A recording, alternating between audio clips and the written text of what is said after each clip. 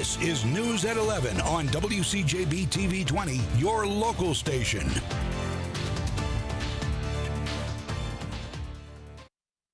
Good evening. In the past 24 hours, we have grieved with you, the viewers of North Central Florida, as we deal with two tragedies tonight. We've had team coverage of the deadly shooting of two deputies in Gilchrist County and the school shooting today in Marion County. Now, first, we turn to Gilchrist County. North Central Florida residents are honoring the two fallen deputies ambushed and killed by a gunman yesterday afternoon. The city of Newberry paid their respects tonight. TV 20's Brianna Villegas joins us live from Newberry to tell us how the community is healing. Paige, Dave, I'm here at Countryway Town Square. Just more than an hour ago, actually, residents were here gathered to light candles for the fallen deputies. With prayer and with hope, everyone in the community is supporting the Gilchrist County Sheriff's Office. I mean, nothing should ever happen at all, and it's hitting a lot closer to home. So I just wanted to make sure I came out here to show the support for the department, because I'm pretty sure they would do the same thing for us if we lost one of ours. Residents huddled together through the cold wind to make sure their lights would keep on shining. They also signed a banner set out with the names of Sergeant Noel Ramirez and Deputy Taylor Lindsay. Pastor McKinley, who I talked with earlier, says it is tragic times like these where everyone must spread love to each other. Only time will help mend their hearts. And tomorrow there will be another vigil in Gilchrist County at the courthouse at 8 p.m. TV 20's Landon Harrell will be there covering throughout the night. For now, reporting live in Newberry, Brianna Villegas, TV 20 News. Funeral services for Sergeant Ramirez and Deputy Lindsay have now been said it will take place next Tuesday. A Levy County Sheriff's Office spokesperson has confirmed to TV 20 that they will have a joint funeral, which will begin at 10 a.m. at Bell High School. The burial will follow at Bronson Cemetery after that. For first responders needing their uniforms clean, Quality Cleaners is now offering a free day next day free service. The Gilchrist County School District has also announced that all schools will be closed that day, along with Gilchrist County court events, as a sign of respect for the fallen deputies. There is support coming in tonight for the business in which the tragedy played out. A GoFundMe page for Ace China Restaurant in Trenton has been started by a former worker. $10,000 is being raised for the family that owns the business. So far, they're up to $375. And the Gilchrist County Sheriff's Office has announced money can be donated to the families of the two fallen deputies. A benefit account has now been set up at Drummond Community Bank for Sergeant Ramirez and Deputy Lindsay. Donations can be made at any of their branches. Branch location can be found all throughout North Central Florida. For a full list of those, go to our website, WCJB.com. The Gilchrist County community is trying to stay strong after the news of those two deputies ambushed and killed while eating at a restaurant yesterday afternoon. TV 20's Crystal Bailey shows us how just a day after the tragedy in Trenton, people in North Central Florida are coming together. The deaths of these fallen deputies are the first at the agency since 1956. But one thing to note is the unity among residents of Gilchrist County. Gilchrist County is resilient. Understand that the focus right now is on the Gilchrist County Sheriff's Office family and their fallen heroes. Even in the tragedy, there's no doubt the community is coming together. After the shooting deaths of 25-year-old Deputy Taylor Lindsay and 30-year-old Sergeant Noel Ramirez. It's tragic that it happened when, they were just trying to enjoy a casual meal, Trenton Mayor Lee Dean saying the community will bounce back. As we have in the past, when faced with adversity and tragedy, the people of this community band together to press forward. Since early this morning, we've been seeing more and more people come by and leave flags and flowers at the scene as the city mourns in unity. Sorry for their loss. That doesn't heal the wound, but I hope it helps. Deputies first saying 59-year-old John Highnote shot the deputies from outside through the window. We know now that the assailant actually went inside the building and assaulted and killed these two deputies. Then Highnote got back into his car parked outside and killed himself. Those two heroes walked in there to have a meal together, and they were ambushed. The Alachua County Sheriff's Office will be handling calls for the deputies in Gilchrist County, so every need is met. You can see the outpouring of local supporting law enforcement officers that are here to assist. while Gilchrist County as an agency and Gilchrist County as a community recovers. As for the motive, The best information I can give you right now is the Gilchrist County Sheriff's Office had no idea what drove this man to this cowardly act. They did their duty. They probably, if they had a choice, they would have died no other way than in the line of duty. a vigil is scheduled at the Trenton Courthouse tomorrow at 8 p.m. Reporting in the studio, Crystal Bailey, TV 20 News. Counselors say that vigils and other ways to memorialize the victims are just part of the recovery process. TV 20's Sarah Girard looks into how counseling like this can help the community heal. Paige, Dave, the most important thing to remember is that it will take time. One counseling expert told me for a small community to recover from a tragedy like this, it takes a lot of support.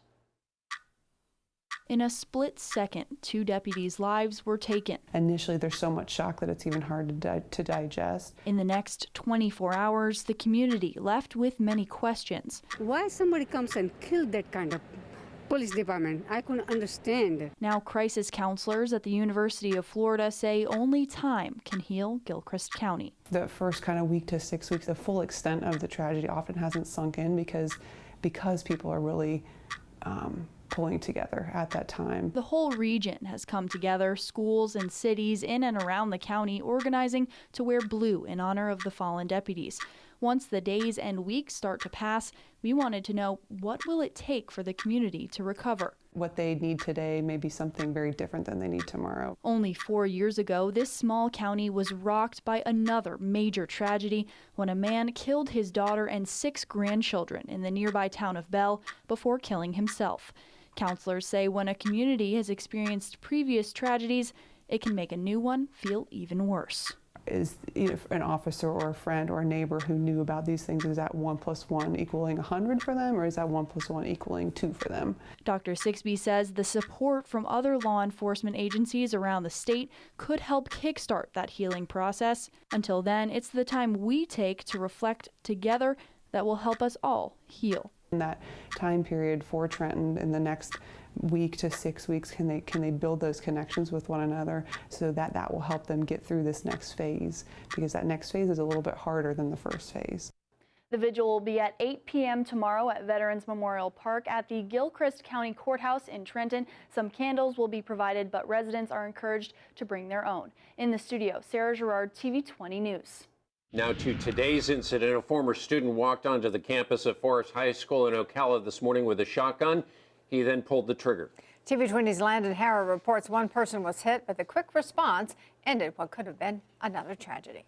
Happened so fast that it's kind of like you can't even really recall. You don't know what to say. Brianna Bellamy and her students had just finished the Pledge of Allegiance when they heard the shots. We just hear these loud noises, like these booms and bangs, and at first, the whole class just got quiet and just kind of started looking at each other like, what's going on? Instead, it was 19-year-old Sky Boucher, seen here later that day, who was confronted by the school's resource officer and gave himself up 3 minutes after he shot at a classroom door. One student was hit in the foot. I don't think it really hit anybody until the SWAT team came busting into the room with their guns and their rifles, and they're like, hands up, hands in the air, and I think that's when, just seeing kids' hands shaking, I was shaking, and I had to keep it together for my students, and it was really hard to do that. Sheriff Billy Woods says this violence, along with the deadly shooting in Trenton, is a societal problem. My emotions are running rampant because, as every one of y'all know, I spent from 3:30 in the afternoon yesterday till 10 o'clock at night with my fellow sheriff in Gilchrist County. And then we have an incident like this today. I'm angry, I'm sad, and I want to do something. To go along with what happened here at Forest High School, at one point in time, there were multiple police cars, sirens on, blazing out of this parking lot as they went to go to another reported threat, which did turn out to be a hoax. Anybody that puts false information up there or makes any threats on social media, we will take the appropriate action. This is not the appropriate time to be making false accusations or think you're funny. This is not a joking matter.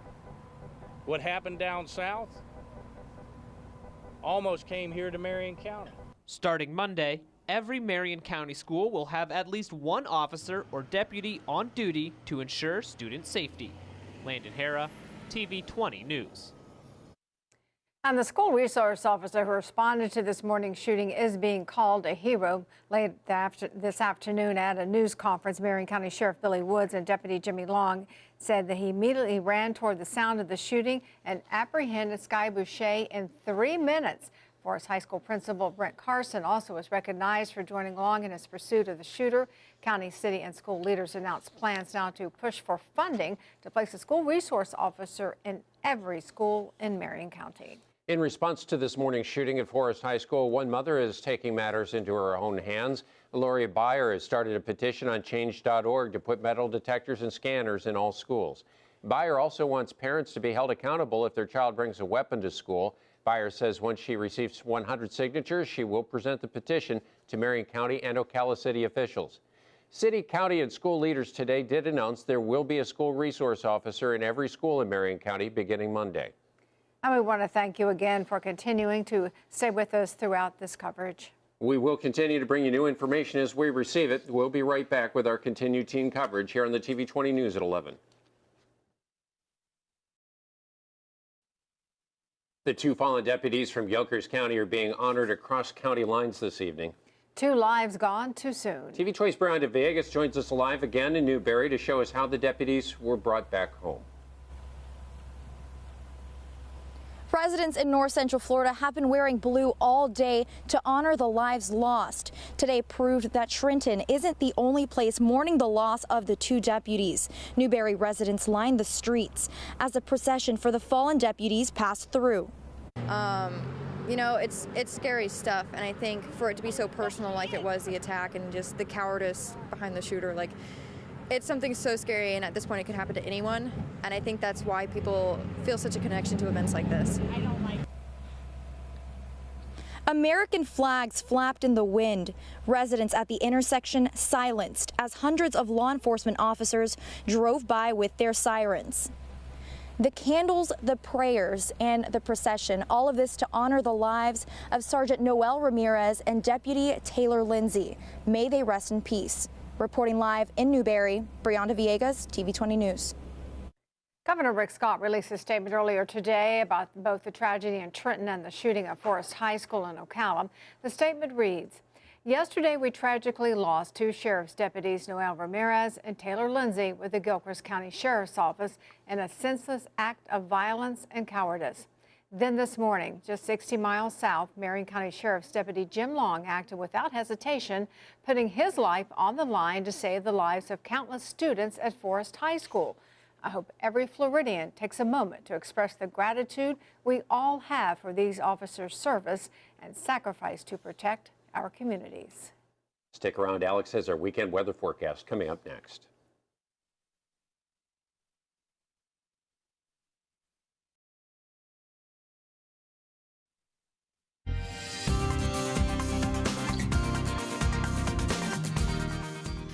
Well, we're just about at the weekend, and unfortunately, if you stepped outside today, not a very promising day in terms of our weather for the remainder of the weekend. Our afternoon high temperature, much more comfortable than the past few days out there. We were in the 70s. That was it. A big change from the 80s over the last few days. A cooler temperature than our average for the afternoon. 81 is the average towards the end of April. We were at 73 degrees for our afternoon high, but our morning low was 61. That's actually slightly above average. So the mornings have not been too chilly. It's been breezy, so maybe feeling a little cooler than it actually is outside. But the reality is that those clouds are just keeping our temperatures very consistent, which is not a bad thing if you don't like the heat. If you like the sun, though, it's hard to come by across the area during the daytime. And at night, we're still seeing those clouds keeping us insulated. Right now, it's 61 in Gainesville. We're at 63 degrees in Palatka.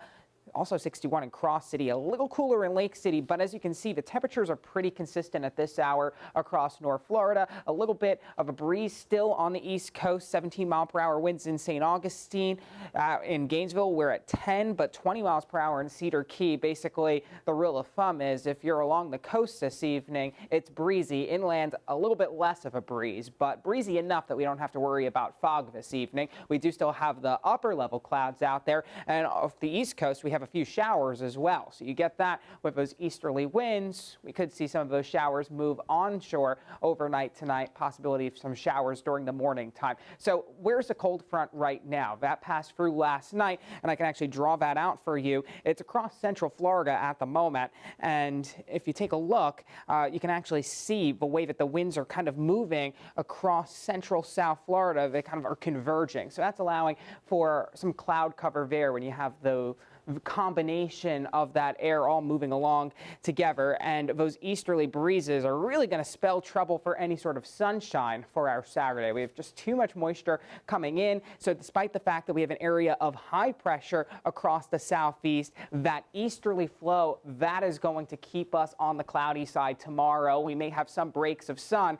but with all this moisture moving in, there's the possibility for some showers as well. Temperatures across the southeast right now in the 50s, so we're a bit cooler out to the north. You can see on the south side of that cold front, it's still mild out there. Tampa, Miami, you're in the 70s. So a big difference from us here in Gainesville and across north central Florida, where it's in the 60s at this hour. But the clouds are going to keep us from dropping very much in temperature. 8 o'clock in the morning, this model has some clouds basically along the St. Johns River eastward. Along the daytime hours, if we get a little peak of sunshine, we could see some thunderstorms develop. Otherwise, most of this stays as shower activity. It doesn't hurt to keep the umbrella, although these showers are going to be pretty scattered on your day Saturday. It's not until this front and this area of low pressure moves on through during the day on Sunday that we see that chance for, again, some heavy rain. I mean, this is just the rinse and repeat cycle. We've had these storm systems come through on a weekly basis, so 3 out of the last 4 weekends, we have been seeing the rain. This one, no exception, unfortunately. Mostly cloudy over the night tonight and into the day tomorrow. Afternoon high, 76 degrees. We do have a couple of showers out there, but the biggest chance is going to be Sunday into Monday for that rain. Temperature-wise, we're actually pretty good for the weekend. It's not going to be quite as hot, and the mornings are pretty comfortable. So I guess it's the silver lining. If you don't like the heat, at least we're looking at a little bit of relief from that. I know sometimes the rain makes people change their plans on the weekend, but the last thing we want is going into summer with the water table really low. So the rain is welcome. That's true. You know, we don't have to worry about fire season as long as this rain continues. So that's a really good point. So work on that, would you? Yeah, I'll try my best. we need the help, all the help we can get. Yeah, we need our weekends. Yeah, thanks. You're welcome. Gator Gymnastics trying to head into the Super 6. We'll find out next if they did in sports.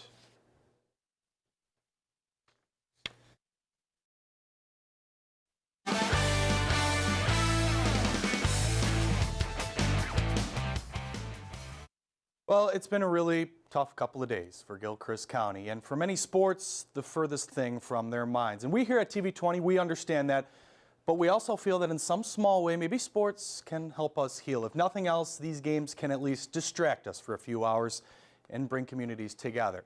The towns of Trenton and Bell probably could use a break, and over at Bell High, they had one Friday night as their beloved Bulldogs were taking on none other than the Tigers of Trenton. How about something that makes little sense, folks? America's pastime, baseball. Bell Bulldogs hosting Trenton Tigers. Tigers up 4 in the 4th. Man on second and third. Sacrifice play by Blake Hall here. That's going to get Jacob Guthrie home. But an overthrow at first means Zach Hardy going to follow right behind him as well. But the Tigers up 6-0. Very next batter, Chase Malloy. Little pop over to third. That's enough to get Hall home as well. Tigers go up 7-0. Let's go to the 4th now. Trey Sanchez goes to steal second. Logan Brookover going to lose it.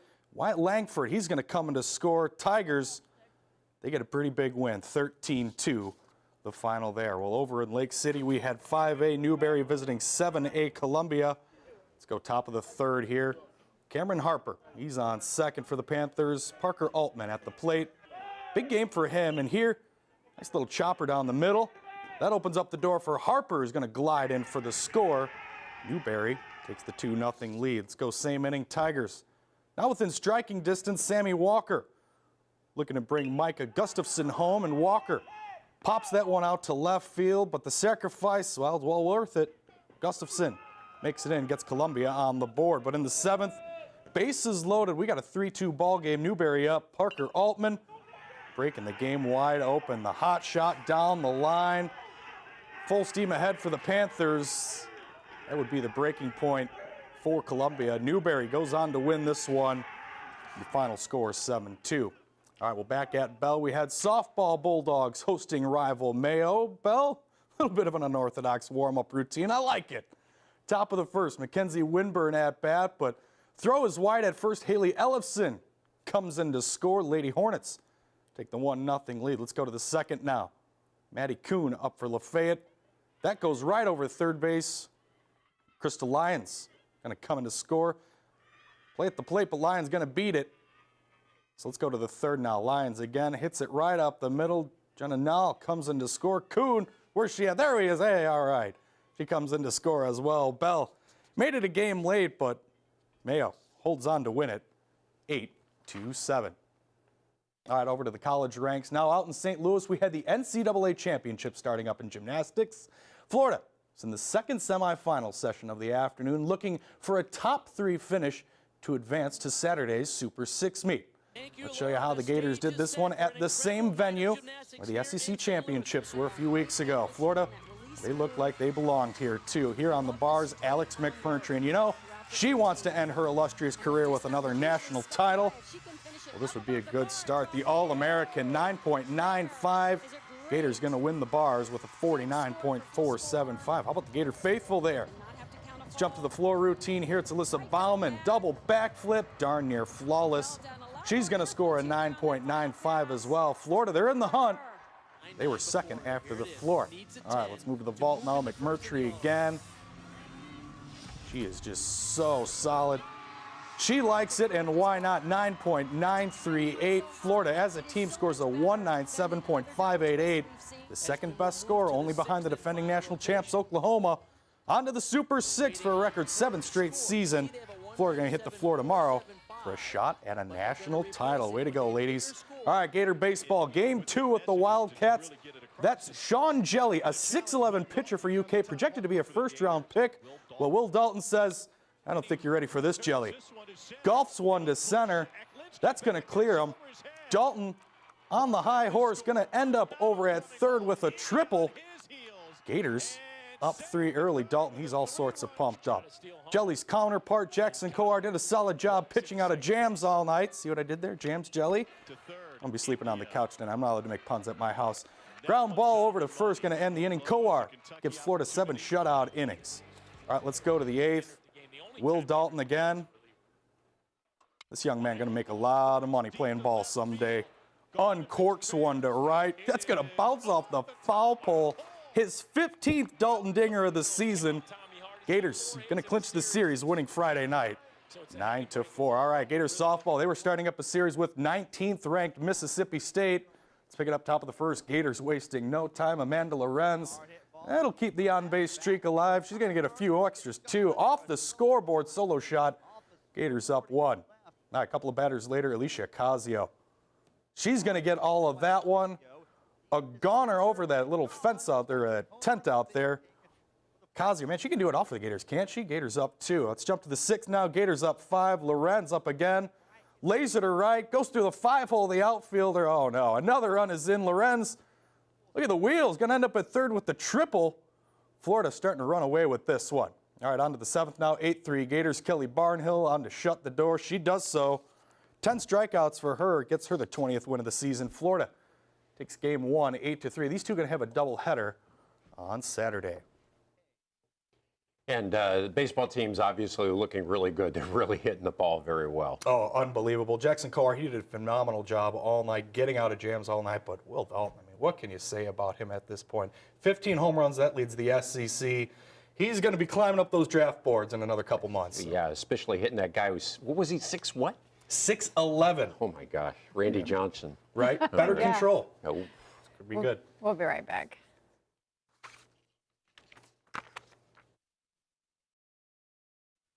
We have a late update on the shooting at Forest High School this morning. The Marion County Sheriff's Office has released new information just a few moments ago about the charges that they're going to file against 19-year-old Sky Boucher for that shooting this morning.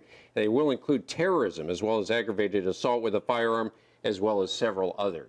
They've also obtained a risk, what's known as a temporary risk protection order that was passed by lawmakers. You may remember back in March, meaning that he has to, for now, surrender guns and any ammunition he has. while that order is in effect. We want to thank you for continuing to stay with us throughout the past 2 days, and we'll continue our coverage throughout the weekend. But we would like to leave you with scenes from the North Central Florida community coming together throughout this tragic time. Thank you and good night.